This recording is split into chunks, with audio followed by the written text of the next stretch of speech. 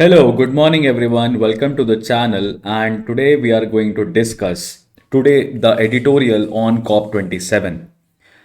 This is the biggest debate of this century and this is going to be the biggest condition you can say, or you can say a situation where the developing countries would be coming face to face with the developed countries. और हमें दिखाई दे रहा है किस तरीके से China और भारत दोनों के ऊपर प्रेशर बराबर से बना रहा है अमेरिका और यूके। क्या डेवलपिंग कंट्रीज डेवलप्ड नेशंस को उनकी गलतियों का एहसास करा पाएंगी? क्या डेवलपिंग कंट्रीज किसी भी तरीके से $100 बिलियन पर ईयर का जो वादा किया है डेवलप्ड नेशन से उनसे 2009 में, क्या वो उनसे निकलवा पाएंगी? देखने वाली बात है ये, और जो हमें अगले 4-5 सालों में कॉन्फ्रेंस ऑफ पार्टीज में दिखाई देगा। तो दोस्तों, COP27 यानी कि कॉन्फ्रेंस ऑफ पार्टी की 27वीं मुलाकात United Nations framework convention on climate change, जिन्होंने साइन किया था UNFCCC, ये क्लाइमेट चेंज के लिए सबसे बड़ा एक एग्रीमेंट माना जाता है पूरी दुनिया में, जिसको 1992 में अडॉप्ट किया गया था और आज करेंटली उसमें 195 प्लस कंट्रीज जुड़ी हुई हैं। ये एक तरह का कन्वेंशन है, एक तरह का लॉ है जो ये कहता है कि पूरी दुनिया एकजुट होकर क्लाइमेट चेंज को कम करने में, यानी कि टेम्परेचर राइज को कंट्रोल करने में एकजुट होकर साथ देंगी। इस एडिटोरियल में इन दो लोगों ने, अनिरुद्ध श्रीधर और अमन श्रीवास्तव, जो कि पॉलिसी रिसर्च में हेल्प करते हैं या कॉन्ट्रीब्यूशंस देते हैं, काफी अच्छे तरीके से इन्होंने COP27 की मीटिंग को तोड़ा। COP27 मीटिंग में जो सबसे बड़ी बात हुई है इस बार, वो हुई है लॉस एंड डैमेज फंड्स को लेके। लॉस एंड डैमेज फंड्स, ये लॉस एंड डैमेज फंड्स किसके हैं? तो यहां पे आपको ये बताता है कि देखिए, अफ्रीका में ड्रॉट आ गई, पाकिस्तान में फ्लड आ गए, यूरोप में वाइल्ड फायर्स आई, और ये सारी चीजें हो रही हैं क्लाइमेट चेंज की वजह से। साइंटिस्ट यहां पे ये प्रूव करने की कोशिश कर रहे हैं कि ये climate change is the reason. लेकिन सबसे बुरा प्रभाव किन पे पड़ेगा? इन देशों पे पड़ेगा जिनके पास बेसिकली टेक्नोलॉजी ही नहीं है, सफिशिएंट मींस ही नहीं है खुद को डिजास्टर से बचा पाने के लिए। तो मैं आपके सामने सबसे बड़ा क्वेश्चन पुट कर रहा हूं, दुनिया का सबसे बड़ा सवाल जो कि इस एडिटोरियल में समझाया गया है, who will pay for the losses? क्या डेवलप्ड कंट्रीज की कोई जिम्मेदारी है डेवलपिंग नेशंस की तरफ पे करने के लिए? क्या डेवलप्ड कंट्रीज की गवर्नमेंट रिस्पॉन्सिबल हैं या वहां के प्राइवेट कंपनीज पे करेंगी, क्योंकि इंडस्ट्रियलाइजेशन वहां पे प्राइवेट लोगों ने किया हुआ है, ना कि गवर्नमेंट ने? बेसिक सवाल यही आता है। Form of economy, form of system जो है, इकोनॉमिक सिस्टम, दोनों ग्रुप ऑफ कंट्रीज का अलग अलग है। डेवलपिंग कंट्रीज डेवलप्ड नेशंस के सामने फेस टू फेस खड़ी हो गई हैं। G77 प्लस कंट्रीज कहते हैं it's a group of 134 developing Nations जो कि आर्ग्यू कर रहे हैं लॉस एंड डैमेज फंड्स को लेके, और वो चाहते हैं कि कंपेंसेशन हमें दिया जाए पोस्ट डैमेज रिहैबिलिटेशन का। कंपेंसेशन हमें दिया जाए पोस्ट डैमेज रिहैबिलिटेशन का, क्लाइमेट चेंज की वजह से होने वाले डिजास्टर से हमको कंपेंसेट किया जाए। पर डेवलप्ड नेशंस अपनी जिम्मेदारी को अपने कंधे से हटा रहे हैं और कह रहे हैं कि हम आपको फंड्स देंगे अडाप्टेशन के लिए, ताकि आप और क्लाइमेट रेजिलिएंट बन पाओ। ये वर्ड याद रखिएगा दोस्तों, क्लाइमेट रेजिलिएंट। और डेवलपिंग नेशंस का ये कहना है कि ठीक है, चलिए मान लिया हम क्लाइमेट रेजिलिएंट बन भी जाएंगे, लेकिन हमें कंपेंसेशन और पोस्ट डैमेज रिहैबिलिटेशन, यानी कि अभी तक की आपकी गलतियों की वजह से जो नुकसान हुआ है उसके लिए पे कौन करेगा? हालांकि COP27 में एक बात बहुत साफ हो चुकी है, that climate change is real and all the countries have started to realise it. इसकी कहानी COP21 से स्टार्ट हुई थी 2015 में, जब पूरी दुनिया ने पेरिस क्लाइमेट अकॉर्ड साइन किया था, जिसमें यह कहा गया था कि अर्थ का टेम्परेचर 1.5 से 2 डिग्री सेल्सियस 2100 तक नहीं बढ़ना चाहिए। और इस COP27 में डेवलप्ड कंट्रीज ने अवॉइड किया अपने बर्डन को और शिफ्ट किया पेमेंट ऑफ बर्डन को टू प्राइवेट सेक्टर और richer developing nations, China. European Union ने चाइना के ऊपर सीधा निशाना करते हुए कहा कि ये $100 बिलियन पर ईयर का जो रिक्वायरमेंट है, ये सिर्फ डेवलप्ड नेशंस नहीं देंगे, चाइना जैसे देश भी पे कर सकते हैं। और यहाँ पे चाइना G77+ कंट्रीज के साथ खड़ा था और कहा था कि पहले आप अपने कंपेंसेशन के वादे को पूरा करिए। तो COP27 में एक अच्छी बात यह की गई कि डेवलपिंग कंट्रीज को सपोर्ट रिक्वायर्ड है, इसके बारे में बात हुई। डेवलपिंग कंट्रीज को सपोर्ट क्यों रिक्वायर्ड है? ताकि वो पॉजिटिव क्लाइमेट एक्शन ले सकें। क्लाइमेट एक्शन पॉजिटिव कैसा है?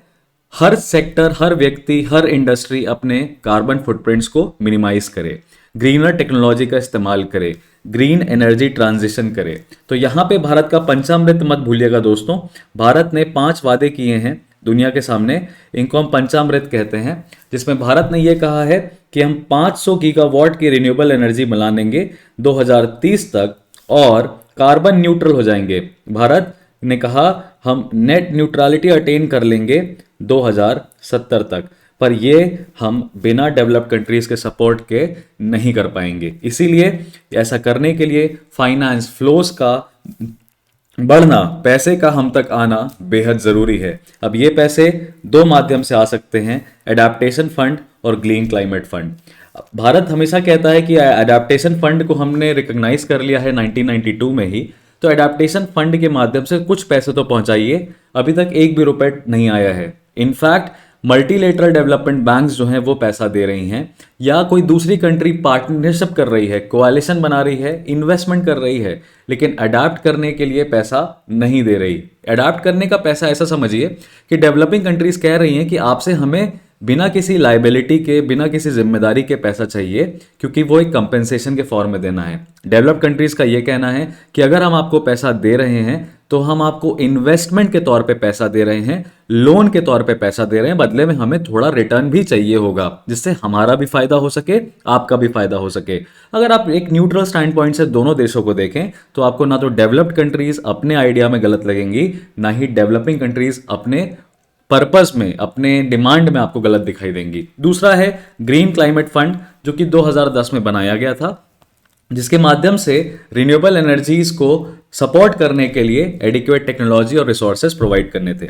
2009 में डेवलप्ड नेशंस ने इतना amount $100 billion per year promise किया था और अभी तक इसमें 1 रुपए भी नहीं दिया गया है। और ये पैसा पहुंचाना डेवलपिंग नेशंस तक जरूरी है, क्योंकि ये सिंबल ऑफ ट्रस्ट है, ये सिंबल ऑफ अकाउंटेबिलिटी है, सिंबल ऑफ रिस्पॉन्सिबिलिटी है, जो डेवलप्ड कंट्रीज डेवलपिंग नेशंस को दिखा सकती हैं। इस पूरे एडिटोरियल में मेजरली यही बात हुई है और ये कहा गया है कि $100 बिलियन 2020 तक पहुंचाना था। अब टारगेट जो डेवलप्ड कंट्रीज ने कहा कि हम 2023 तक कोशिश करेंगे, और ये कहा कि ज़्यादा से ज़्यादा हो सकता है 2025 भी लग जाए, क्योंकि ये बहुत बड़ा अमाउंट है। अब डेवलप्ड नेशंस, आप सोचिए इस पैसे को किस तरीके से पहुंचाएं डेवलपिंग नेशंस को। पहला सवाल तो ये है, अमेरिका ज़्यादा दे, कनाडा ज़्यादा दे, ऑस्ट्रेलिया दे या यूरोपियन यूनियन दे? यूरोपियन यूनियन में फ्रांस ज़्यादा पे करे, जर्मनी ज़्यादा पे करे, या इटली ज़्यादा पे करे, या यूके पे करे? तो यहाँ पे यूके तो यूरोपियन यूनियन का पार्ट भी नहीं है, तो यूके की लायबिलिटी अलग है। कौन कितना अमाउंट पे करेगा, इसके लिए कुछ ट्रैकिंग मैकेनिज्म होना चाहिए, इसके लिए उनकी जिम्मेदारी की अकाउंटेबिलिटी होनी चाहिए। यहाँ पे आईपीसीसी की जो रिपोर्ट है वो एक लीडिंग रोल प्ले कर सकती है। आईपीसीसी अपनी रिपोर्ट्स को में अगर हर कंट्री की जिम्मेदारी को इक्वेट करे तो शायद सही है, लेकिन आईपीसीसी चूक जा रहा है। आईपीसीसी पर कैपिटा एमिशंस को इंपॉर्टेंस दे रहा है। अब पर कैपिटा एमिशंस देखिए, हर प्रत्येक व्यक्ति कितना एमिट करता है। भारत दुनिया का 3rd लार्जेस्ट एमिटर है। भारत, इंडिया की बात करें तो इंडिया पूरी दुनिया का 3rd लार्जेस्ट एमिटर है, लेकिन अगर पर कैपिटा एमिशंस में बात करें, पर कैपिटा एमिशंस में, तो भारत टॉप 30 कंट्रीज में भी कहीं नहीं आता है। लोवेस्ट पर कैपिटा एमिशन है, क्योंकि आबादी और गरीबी दोनों ही बहुत ज़्यादा है। तो ऐसे में किस तरीके से डिसाइड करेंगे कि कौन कितना अमाउंट पे करे और कौन किसको पे करे? डेवलपिंग नेशंस में 134 देश, सबसे ज़्यादा वल्नरेबल कौन, सबसे ज़्यादा रिक्वायरमेंट किसको? इस तरह के फैसलों में पूरी दुनिया में समय लग रहा है। तो COP27 में लार्जली जो चीज़ें बात हुई हैं वो हम देख लेते हैं। कार्बन मार्केट्स की बात हुई है। कार्बन मार्केट्स क्या कहता है?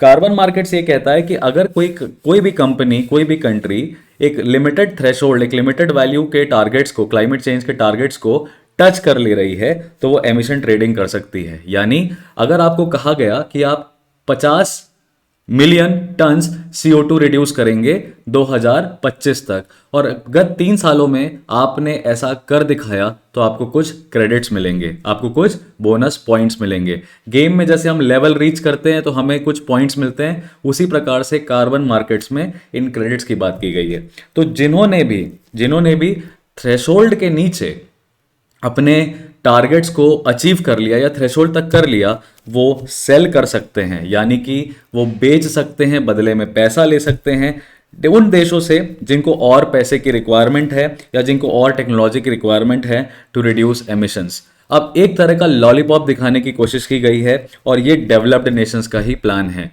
कि डेवलप्ड नेशंस ऐसे ही फ्री में पैसा नहीं देंगी। अगर वो कार्बन न्यूट्रल हो रही हैं तो उनको रिटर्न में कुछ तो चाहिए, and that is the purpose of carbon market. और इंडिया कार्बन मार्केट ज्वाइन कर सकता है, पर इंडिया के पास सबसे बड़ा प्रॉब्लम यह है कि अगर कोई भी कंट्री यानी भारत जैसा देश अगर कार्बन मार्केट ज्वाइन करेगा तो यहां पे ये देखने वाली बात है कि भारत सरकार करे या प्राइवेट सेक्टर करे। अगर प्राइवेट सेक्टर करेगा तो उसमें एक ट्रांसपेरेंसी की प्रॉब्लम आएगी कि क्या बेनिफिशियरी तक जहां जरूरी है वो क्रेडिट क्या वहां तक वो पहुंच रहा है, और क्या कार्बन क्रेडिट्स के कार्बन मार्केट्स के होने से डेवलप कंट्रीज कहीं अपनी जिम्मेदारी से तो नहीं भाग रही हैं, कहीं वो दूसरी कुछ दिखा के कुछ और दे कुछ और रही हैं, अपना फायदा करा रही हैं। ये क्वेश्चन की बात आती है। तो इंडिया जैसे देश के लिए काफी प्रॉब्लम है, क्योंकि हमारे पास ह्यूमन डेवलपमेंट्स की भी प्रॉब्लम है और ग्रीन एनर्जी की प्रॉब्लम अब और बढ़ गई।